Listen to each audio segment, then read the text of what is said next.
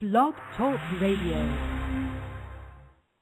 Welcome, living beneficiaries, to the show for living beneficiaries, the House of Hidalgo show on the Estate Radio Network. Prepare for the most educational 60 minutes on all of radio with your host, Rick Hidalgo. The House of Hidalgo show can be followed on Twitter or Facebook by searching House of Hidalgo. Find the show on the web at www.therockofsalem.org. Sign up for the newsletter, and while you're there, take the 5-question survey to let us know what you think. The Estate Radio Network is part of the Blog Talk Radio family of networks and can be found at www.blogtalkradio.com/South Dakota DP. Join the show now by chat or call 619-639-4605. Don't forget to dial 1 to get in the queue. Here's your host, Rick Hidalgo!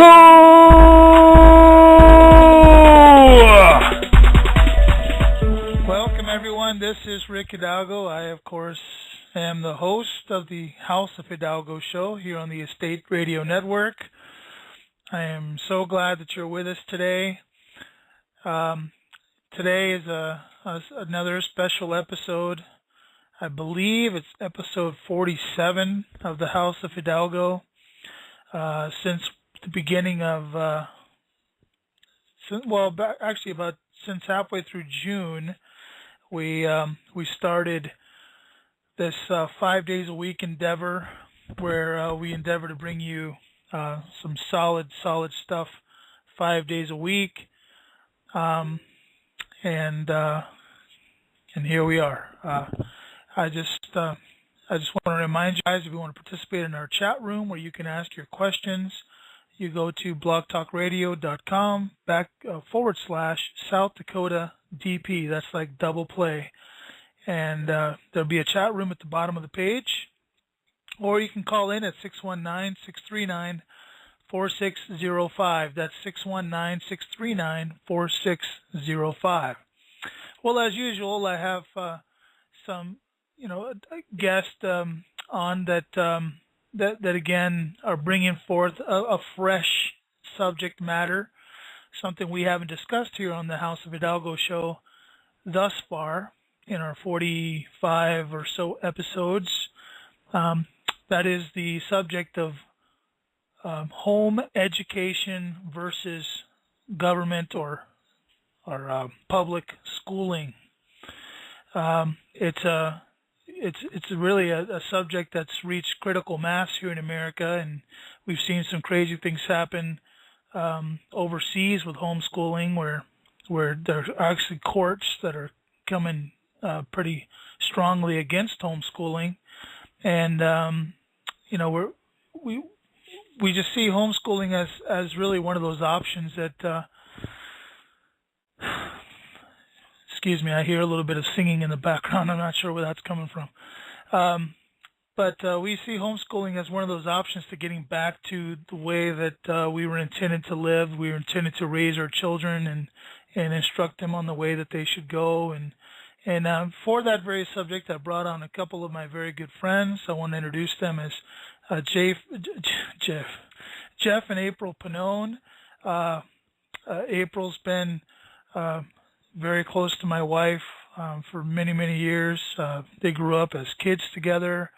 Her husband, Jeff, who I met I was at their wedding, and I didn't. I felt like I was at the wedding because I saw the video. But I think I actually missed the wedding. But Jeff was both Jeff and April participated in mine.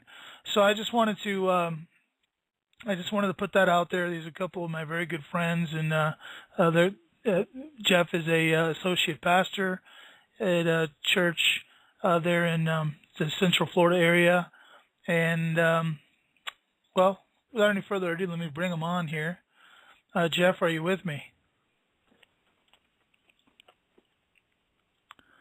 Jeff, are you with me? Jeff or April. Hey there, Rick. Okay, hi. Hey, how you doing? Just wonderful. Are you there, April? Yes, I'm here.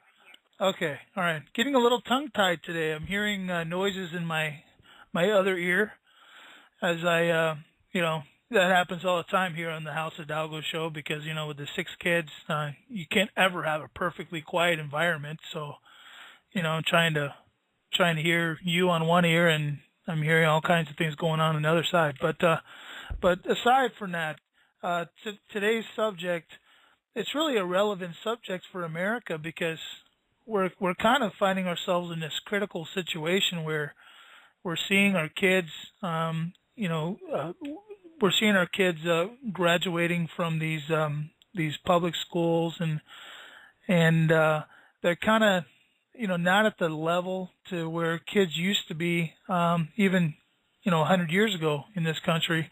And I wanted to bring you guys on to kind of talk about this a little bit and talk about what how you how you perceive things and see things within this realm. Uh, Jeff or April, I don't know which one of you want to start, but can you maybe tell us a little bit about how you got started with homeschooling? How did you get even started with that? Well, we have a 10-year-old son. We have this 8-year-old daughter, and we have a 1.5-year-old boy. And we from the time our oldest son was born, we felt like we wanted to homeschool. He's about 10 years old at this point, and we at that point. April was much more, she was sold more on it than myself. At the time, I'd been a public school teacher just a couple of years at that point, and I felt like being in a public school was a place to be. And circumstances happened in our lives, and we were not able to homeschool at the beginning. In fact, we had our kids in public school for about 3 or 4 years, but while that was happening, both of us were teaching at public school. In fact, I still am. I'm entering my 13th year this coming next couple of weeks. But what brought us in was the realization that we are responsible for our kids' education. We're responsible for God to make sure that our kids aren't just taught the 3 R's, reading, writing, arithmetic, as you want to say it, but there's so much more than just the academics. So April, you want to share a little bit more about that? Yes, Jeff and I are both products of the public school system. In fact, I had never even heard of homeschooling until I was in high school, and I just thought it was one of the strangest things I'd ever heard of. Why would you want to stay home all day with your mom and your brothers and sisters? And I just, even as a college student, one of my employers was a homeschooling dad, and so I saw a glimpse of what this life was like, but it still just, it went against everything that I had experienced, everything I'd been taught. And then after Jeff and I got married, we began attending a new church together, and we met a handful of homeschooling families that we could clearly see a difference in the relationships among siblings. We could see a difference. Sure, they were kids, but not all of the typical behaviors necessarily, and a level of maturity and responsibility, respect, ability to interact with people beyond their peers, not feeling stuck.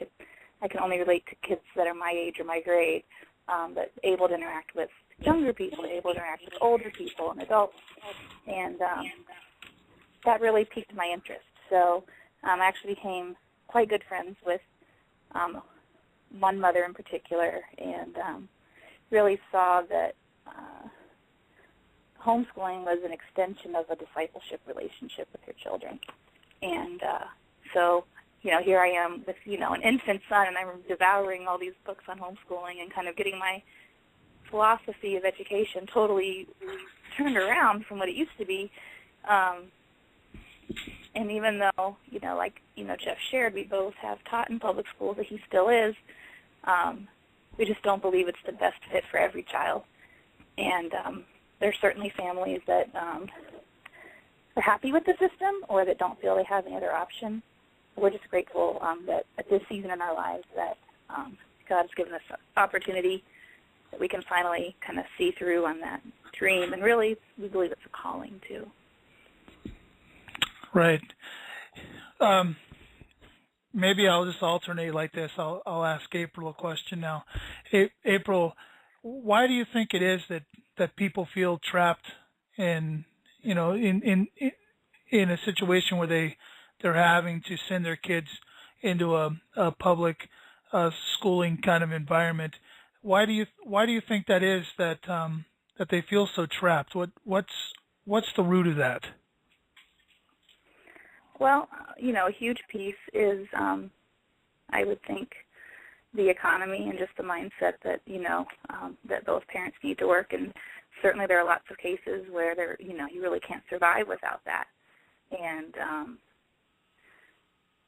so that for some is obviously a limitation.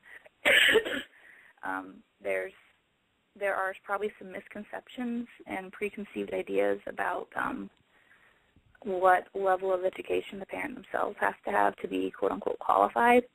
And I think that really it's kind of being, a page ahead of the kid in reality. I mean, yes, I am a certified teacher, so maybe people don't criticize me or give me as hard a time as they would, a mom who didn't have the same level of education or experience. But honestly, it's so different teaching one-on-one or one-on-two or, one on your own who you know intimately versus, a couple dozen or more of children at varying levels and things. So those are definitely a couple of the reasons, with both parents working. I know there are parents that make it work. It's an incredible commitment on both sides to school in the evening or to alternate work schedules.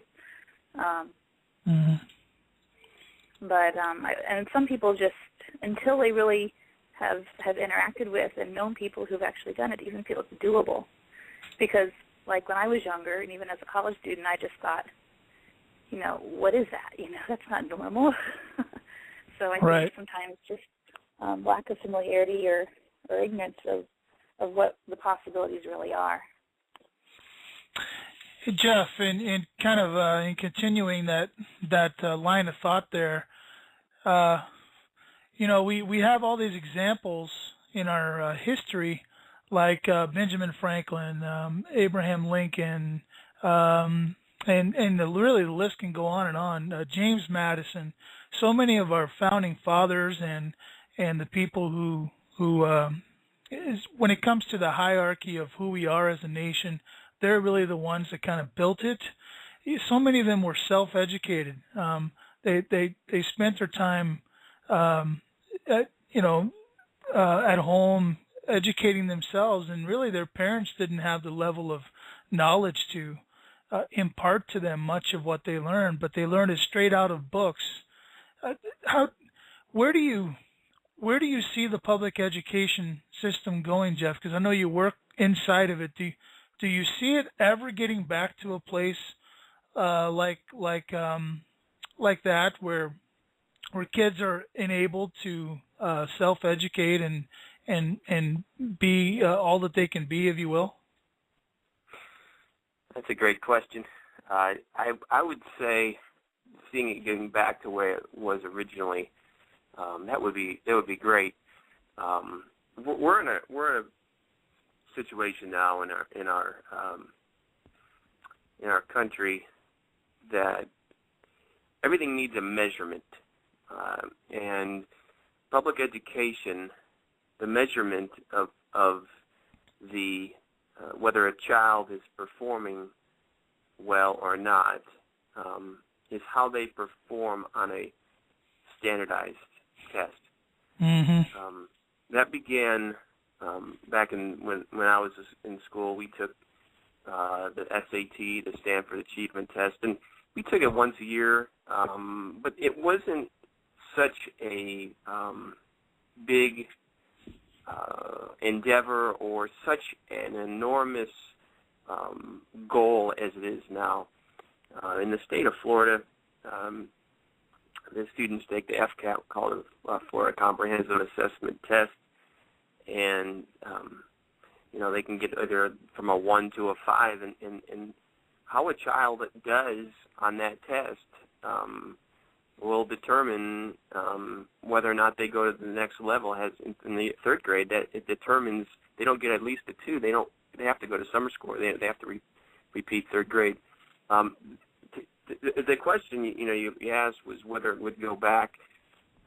It's moving in the opposite direction right now. In fact, it's going from the state's responsibility to a national responsibility, with the new standards that are coming full implementation in 2014.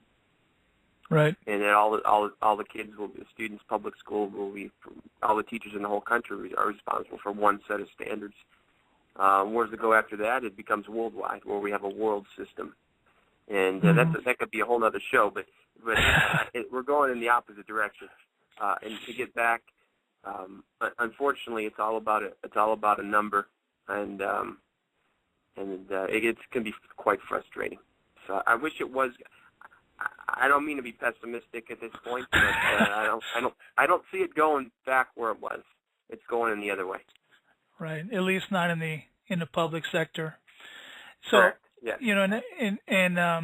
And before we get back to April here, I wanted to ask you a follow-up question on that. I know that because you're a teacher within that system, we hear all these horror stories about these compliant tests. I don't call them comprehensive testing. I call them compliance testing because essentially, are you not, as a teacher, really,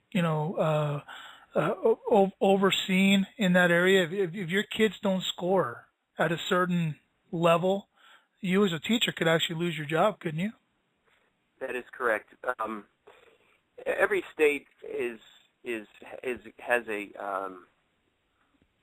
gaining a way of measuring teacher performance. I can speak for Florida, and I'm sure it's wherever your state you're listening to. If you're listening in the United States, or even if you're listening in another country, you're gonna there's it going in that direction. For Florida, the teachers have particularly in our county, we're measured 50% of 48% of how we will as a teacher is measured upon 8 to 12 classroom walkthroughs by the principal or assistant principal, and the other 2% is a self-evaluation, and the other 50% is how well your students do on the Florida Comprehensive Assessment Test. So if my students, I get certain amount of points as how well my students do, and if I'm as a teacher consistently having students performing at a level 1, if I have 40% of my kids that started the year at a level 1, and now I'm up to, and they take the next test, and now they're down up to 50% level 1, there's a problem. If that continues to happen, me as a teacher, I would probably be losing my job. Yeah. Right. And I see that as so massively unfair because, then at that point, carrying that scenario to the worst end, if you did lose your job because your kids scored at a certain level, of course, you as a teacher could actually be teaching them things that are that are practical and important to the actual life that we're going to live, but because you didn't teach them the test, they get rid of you, and that's unfortunate. But to carry on with this same line of thinking, I want to go back to April, because April, you're really the one who's educating them at home, because Jeff is, of course, going out and bringing home the bacon, as they would say. But I look at you kind of in the same predicament, though, because as as I've homeschooled some of my kids here, and intend actually to homeschool my youngest all the way through. That's my intent. In order to do that, and I know you're in the same boat, you're put into a situation where you have to comply with certain standards as well, because in certain grades you're having to have them tested in their comprehension levels in certain subjects at certain rates. So it kind of influences the way that you teach them too, doesn't it? Yes. We have, in Florida, we do have the option of submitting a portfolio of the child's work and having it evaluated by a certified teacher, and they have to basically sign off yes or no that the child is making progress that are in line with their ability level. The other option, of course, is at this point still submitting some kind of a test score, which if you really want, you can take the ones that the state is offering at no charge at at your local school, or you can have a certified teacher order a particular test if you want to do, the Iowa test of basic skills or whatever. I'm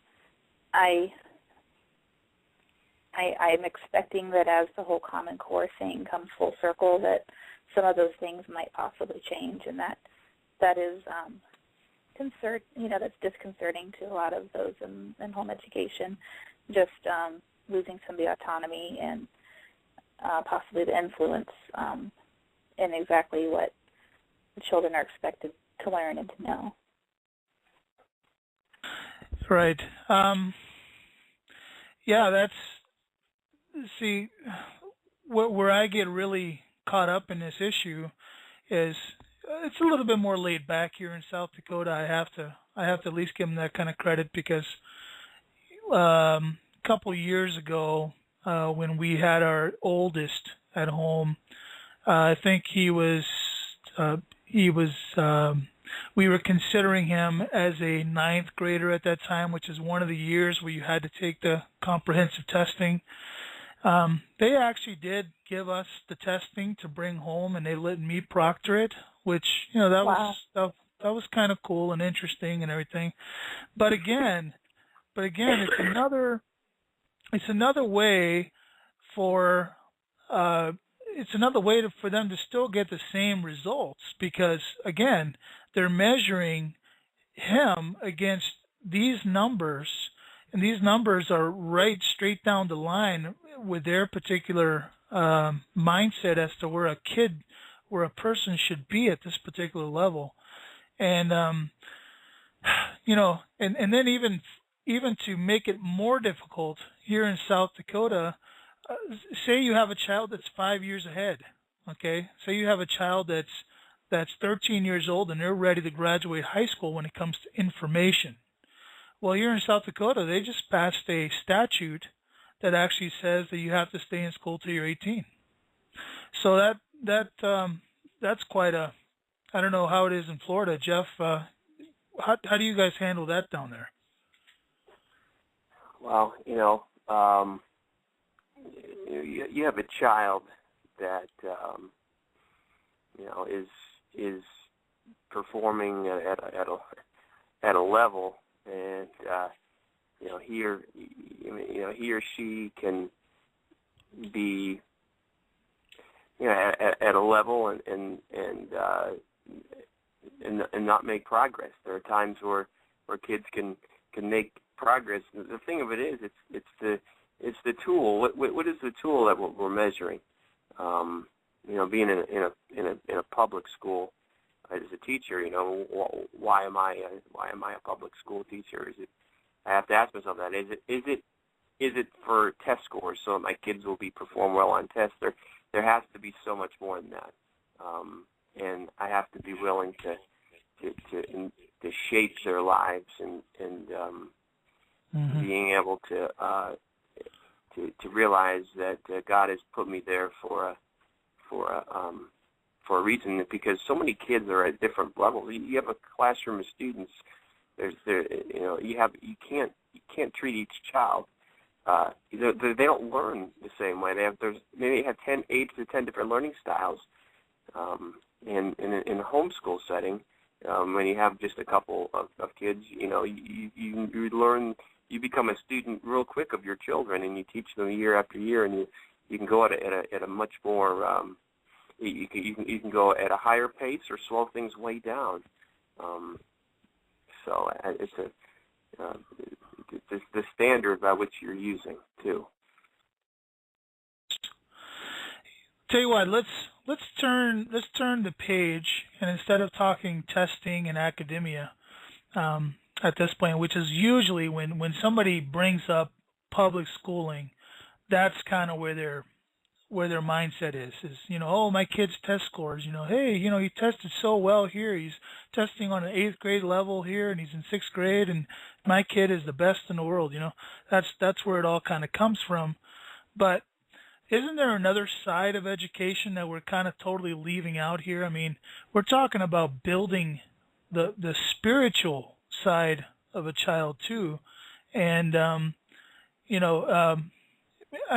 like to start with Jeff here. Jeff, only so that you can kind of back up what I'm saying here. How far can a government or a public school system take the spiritual side of building our children, and pushing them in the way that they should go? From on paper, there is zero. It's not accepted on paper. It's not accepted. You can't, from the beginning, I can't promote and tell my students that I believe in the Lord Jesus Christ. He died for your sins. You need to accept Him as your Savior, and you're making the Lord of your life. If I said that in front, I wouldn't. It's not acceptable. But it has to begin with it begins with the teacher, him or herself, living a life of integrity, modeling ways you treat the parents, treat the students. They may know that you're a Christian, and they may not be able to preach to them, but by your actions, you'll be able to see. The Scripture says, let your light shine before men, that they may see your good deeds and glorify your Father in heaven. You're the salt of the earth, right. In that sense, and being a light to them. Right. So then, April, take this spiritual conversation and tell us how is it that you can take the tool of homeschooling and mold your child, is it in the way that they should go from home? Is it easier to do it from home, or should we all send our kids to school to learn about Jesus? Oh, you're funny. Yeah. You don't want to start a parochial school conversation, do you? No, really. I do believe that parents do have an incredible influence on their children, and and in recent years there's been such a focus on quality time versus quantity time. But I don't really see that historically that's how people influence people. There was some quantity there too, and homeschooling certainly gives you much more time with your children. Again, this was our first year homeschooling, and we used a variety of curriculum, and some of what we used was from the Abeka Publishing Company in social studies and science.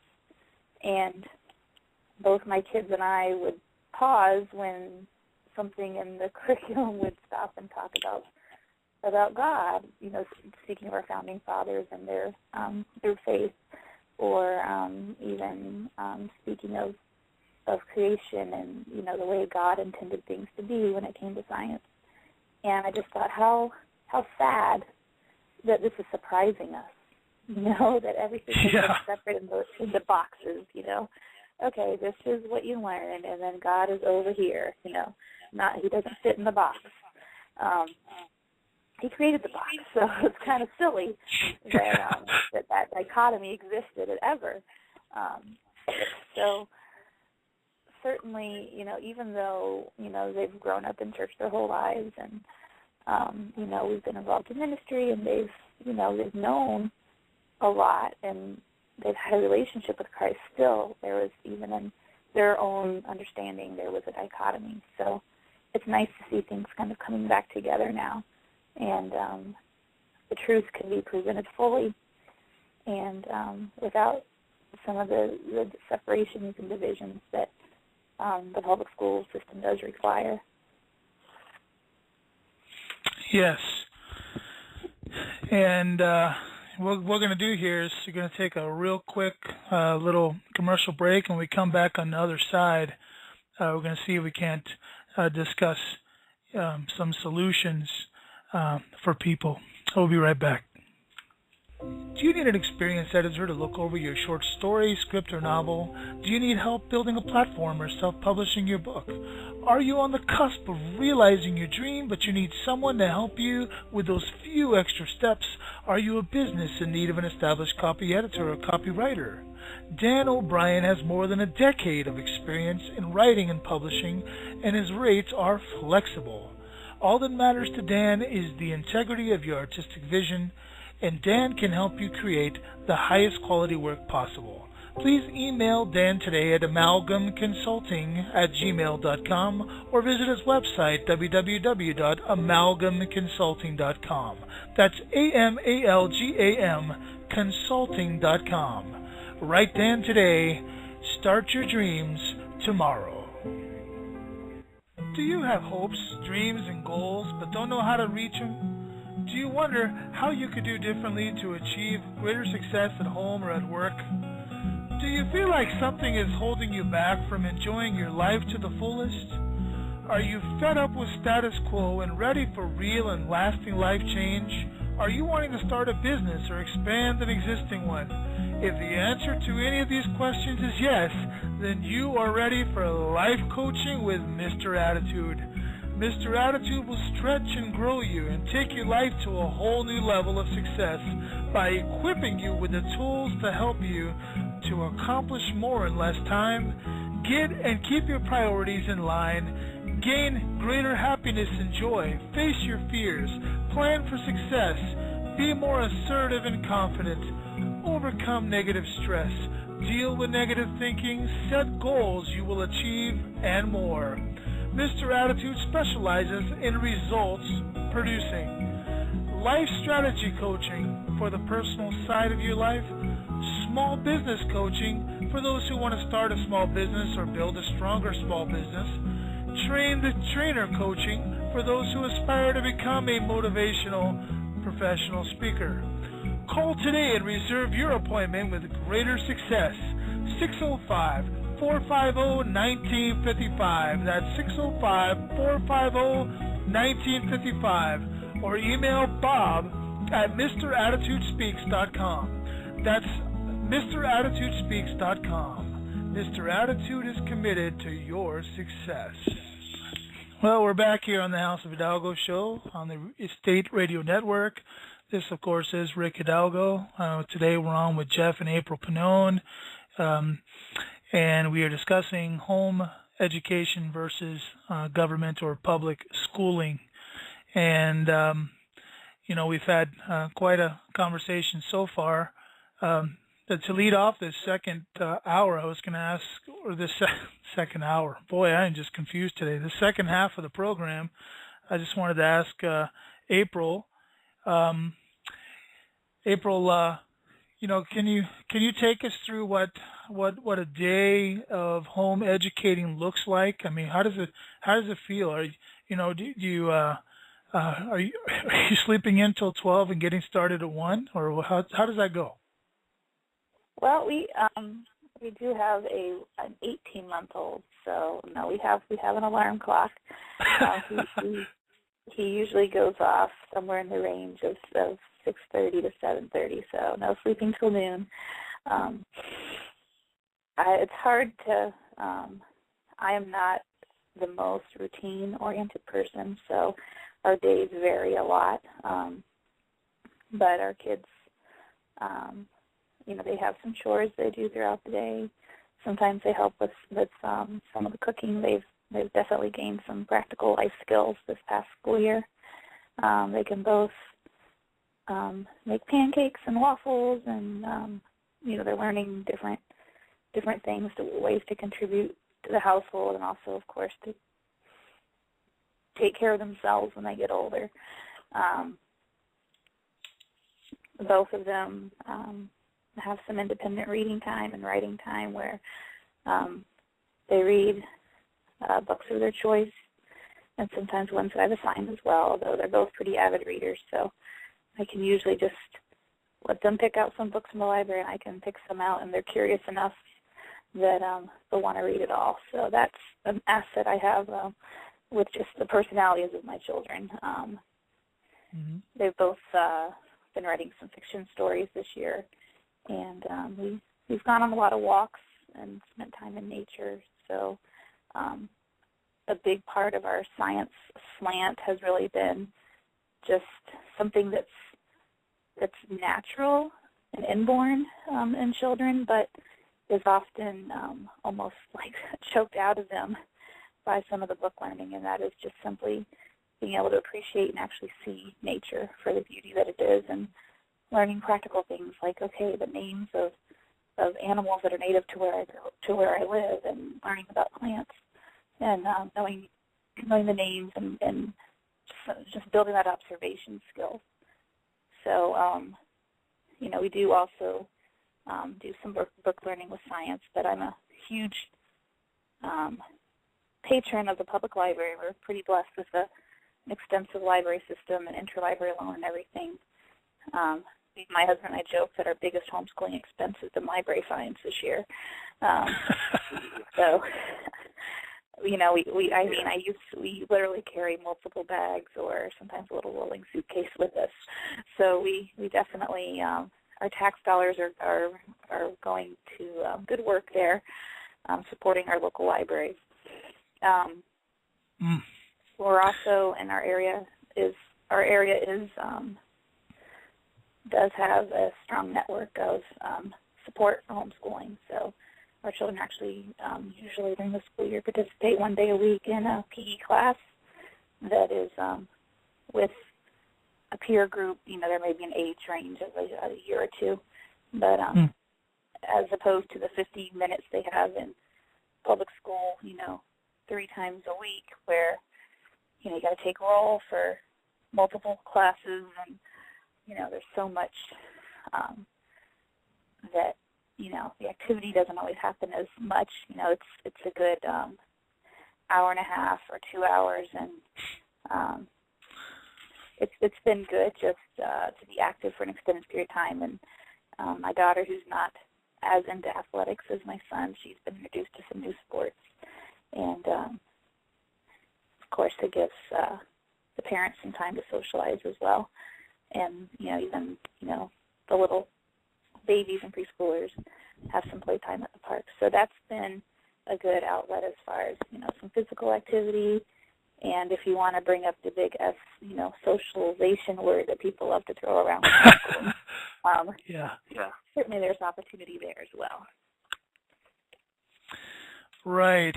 All I could say to that is amen, amen, amen, amen, amen. Because I just kind of makes my baby jump when people talk about that stuff, because that's really what it's all about, isn't it? I mean, come on, it's not that difficult. It's just a matter of tackling the things that happen on a daily basis and teaching our kids, from the experiential, just experiencing those things and teaching them from those experiences. Jeff, do you guys allow the kids to cook at school, at the public school there? Are they allowed to go back there and cook their own lunches and stuff? Oh, that would have been great. we would have had some real interesting results there with that. Besides home ec class, probably in middle and perhaps in high school, I teach in the elementary level, so our kids have never touched students anyway. My students have never touched the stove or cooked or prepared a salad or cut a piece of fruit or any of those things. It's not in a public school setting. That's the thing is, Rick, that wouldn't be on the FCAT. So since it's not on the FCAT, yeah. it probably wouldn't be covered. Now, who knows? I mean, if you get to the point where it is, you never know. I would say the point. insurance policy for the school would probably triple or quadruple at that point. That's right. Yeah, I asked that kind of sarcastically because obviously I knew the answer to that question, but I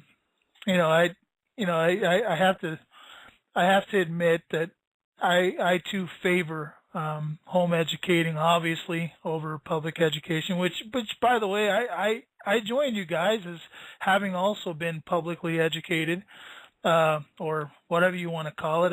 I really can't call it educated because when I left school, that's when I realized how dumb I was. It's just kind of that simple, and I've had to kind of self-study myself into anything that I've done since then. That's just been my experience. I appreciate the fact that April, that you said that your children are writing their own fiction. Are they actually going to be publicly available? That's a great question. That might be a goal to work on this year, is to do some editing skills and possibly share those. That would be probably a pretty exciting goal for them both. Well, I can if you're looking for a place to publicly post those things, I can certainly supply that. My listeners, I'm sure, would be glad to read your children's fiction. So I'm just going to offer that to you. Okay, great. Thank you. Yes, I just did that to you, listeners. I put you on the spot. So if that shows up on my website, you better get out there and read it. But let's turn this conversation just a little bit, and I'm going to go back to Jeff, and I'm going to ask Jeff what might be the toughest question of the day here. How do we, as a society, I'm very careful to use the word citizen because I don't apply that word to myself, so I stay away from that word. But as a society, how do we, the people, approach the public school? How do we get our schools back to where we want them to go? Because I think it's pretty much a consensus thing at this point. Most people, when they look at the public school, we see a lot of problems. How do we go about tackling that behemoth, Jeff? Not in our own strength, Rick. That's for sure. Right. I mean, yeah. I think Yeah. a lot of it, it comes. Wow. I mean, there's where do you begin? First of all, I would say being proactive in if I was a parent, being proactive first of all in your child's education. I'm not against public education. I'm not against it at all. In fact, I'm a teacher, so I support public education. Right. I just for my family, for my kids, the three of them or the two of them that are eligible to go to school, for these particular two, they're going to be. We feel it's best that they're homeschooled. But if I was a parent and I had my students in the public school, I do whatever I can to be involved. Start with the person in the mirror. Start with what can I do as a parent? Well, I can be part of my child's life, and in school. If you're some mothers who don't work, perhaps could be a room mother. You can be a part of your child's education by being a member of the PTO or PTA, parent teacher organization. Being in communication with your teacher. I don't think you can change everything overnight as far as the whole system, because it's been going on this way for 50 years, or more, or probably way more than that. But I think you can start with yourself and being able to just to be a part. But pray for your teacher. Pray for if you're in a public school, please, please, please pray for your child's teacher. Very important. That starts there. Please, please, we need your prayers, because our job is impossible to do everything that we're supposed to do. It is. It's not possible to do it all and to meet every child's need. How do you go about changing it? Just pray and ask for God for wisdom, and what can I do for my child. Right. It sounds like Jeff, what you're saying is it's going to be very difficult to tackle this thing from the top. It's got to be done at a daily grassroots kind of level, where you're talking about getting involved in every aspect of your child's life at school. You're talking about being a part of PTAs or PTOs. You're talking about praying for the staff, the teachers, anybody who influences your children in any capacity. You're talking about being involved with those particular people at some level. Now,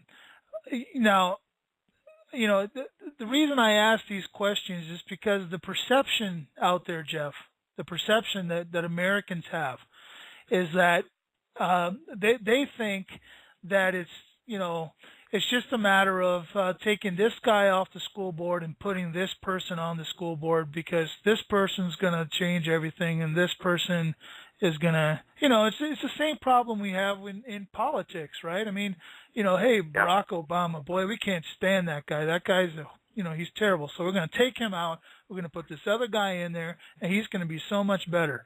And then we find out that he's just as bad or worse. So then we go, okay, we got to take him out, put another guy in there.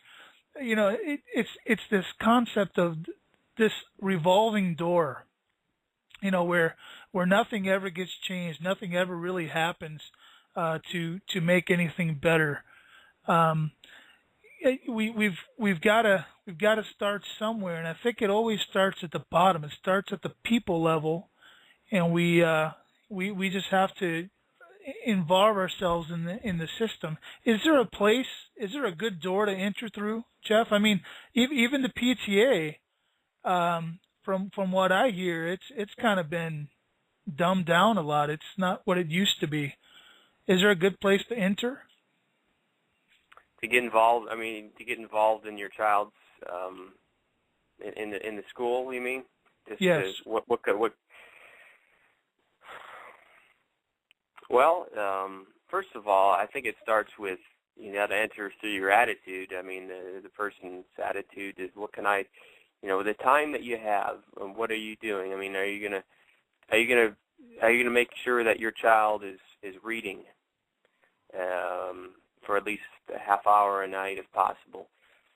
Are you helping your child with homework to the best of your ability? Obviously, there may be times where you get a paper or assignment that you don't understand, and are you going to contact the teacher, let him or her know that that I didn't understand this, so could you please help him or her get involved?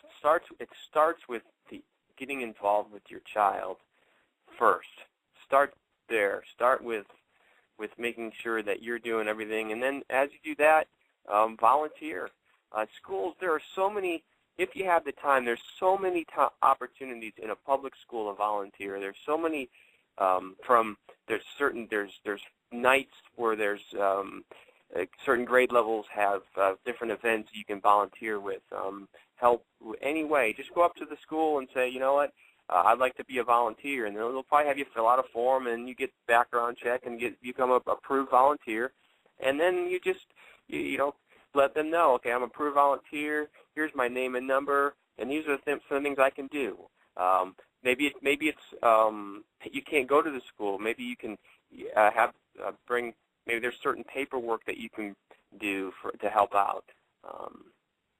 We have, with the school I came from, we had, I'm going to a new school this year, but the school I came from had an incredible group of ladies, and there was some guys who volunteered every day. In fact, they were like part of the staff. I mean, and when they didn't show up, it's like they didn't show up. Well, they're volunteers. You forget. So right. Yeah, be a volunteer. If you can't volunteer time, if you can, there's opportunities if you're in a business to donate, to give financially. So many different ways. Right. Okay. Well, that's fair, Jeff. I appreciate that. Now, April, let's talk a little bit about homeschooling, and that you mentioned the sinful S word, socialization, just a little bit ago. That's what we hear all the time, right? I mean, why do you homeschool your kids? You're separating them from all these other people, and how do you tackle the socialization yourself? Do you just involve yourself with these co-ops? Is that your solution? Well, this year our son actually joined the Boy Scout troop. I'm sure you could do a whole show on the Boy Scouts. It's through our church, and right now we're very happy with the leadership and the decisions being made, so I won't go off on that rabbit trail. But so the Boy Scouts obviously is very much almost a mentor kind of model, and a lot of life skills and practical things that not all families and dads can provide for their children. So that's been a great outlet for him. We have been involved in a homeschool group called Lighthouse Homeschoolers, and there's opportunities for field trips, and there's monthly meetings where they call them teacher meetings. So the home educating parents are apprised to opportunities available in the area, and the kids get to play on the park, and sometimes families bring picnics and kind of make a day or a half day of it. So we're very grateful, again, for the area that we're in, that we have so many opportunities. And from talking to that friend from long ago, when I first was, really getting hooked on homeschooling, back then homeschooling was more almost undercover. You had to, worry about, truant officers coming around and giving you a hard time before some of the rights really were established that are here today. But, if there wasn't something big, you just find them their family, and pick something to study together. You don't have to make it complicated. And I think, obviously we're believers and we're involved in our church, so our kids also have their friends at church. And honestly, it's kind of ironic because we just had a conversation with our daughter today, and just like kids can tell you 3 days in a row that it was the best day ever, or something can suddenly go wrong on the best day ever and it's now the worst day ever. She was talking about homeschooling, and really the main thing that she misses from public school is one friend. And I laugh because unless you were to show her a picture, she's probably not remembering the 29 other people that were around her every day, And how hard is it to get together with one friend? That's something doable. It's manageable.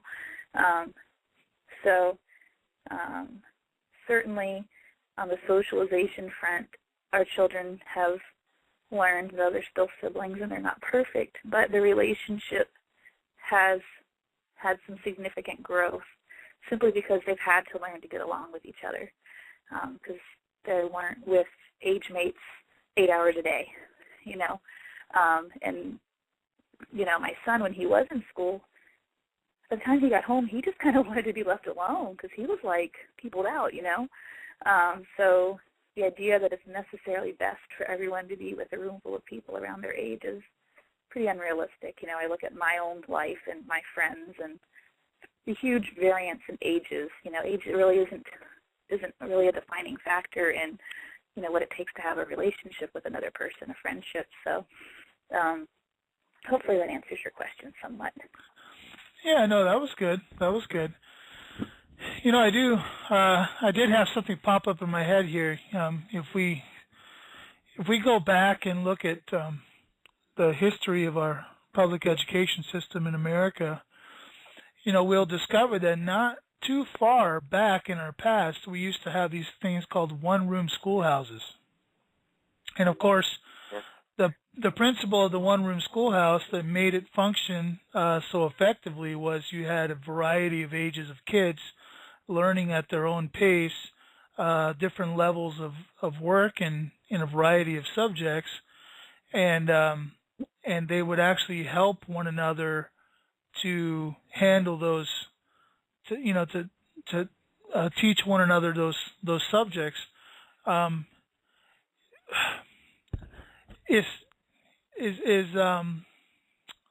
should I ask this?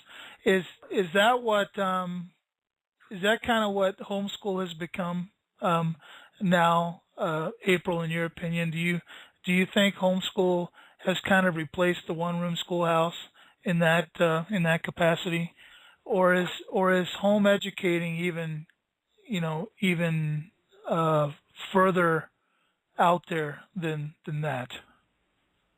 Well, you know, you can generalize about anything. There's so many styles of homeschooling. For some, it is really literally it's school at home. It's the only thing you've done is you've left a brick and mortar building. But right. You know, some people choose to use the same curriculum and they have their little kids sit at desks or whatever. Others, you know, are much more natural or relaxed and let the children follow their interests more. I certainly see that some of the benefits of the one-room schoolhouse can be found in homeschooling, and some of that is going to depend probably upon the parental expectations and maybe even the personalities of the kids. But I see it going beyond that when you were talking to those who self-educated, and really, you know, our goal is that our children, once they can read, they can learn anything. Right. And so they're only limited by, you know, how far they want to go.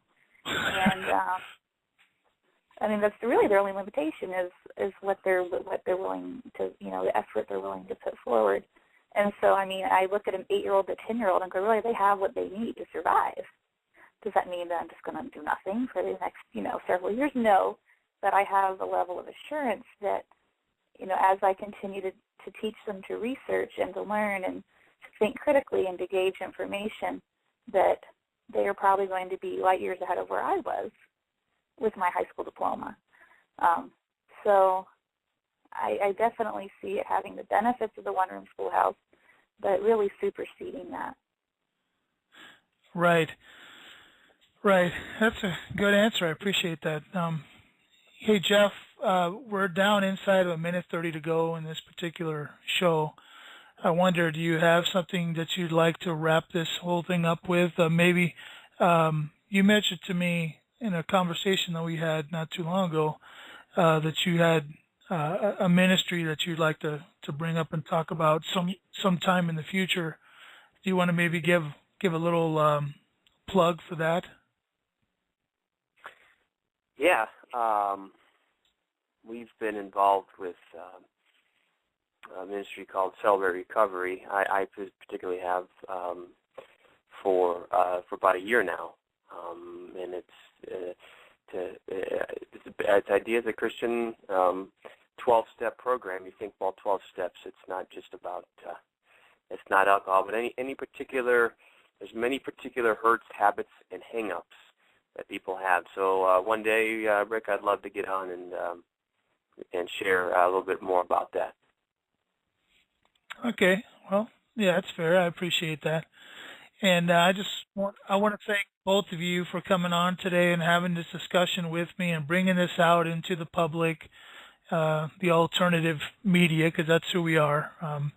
And I appreciate you, sharing from your hearts today. So thanks, April, and thanks, Jeff.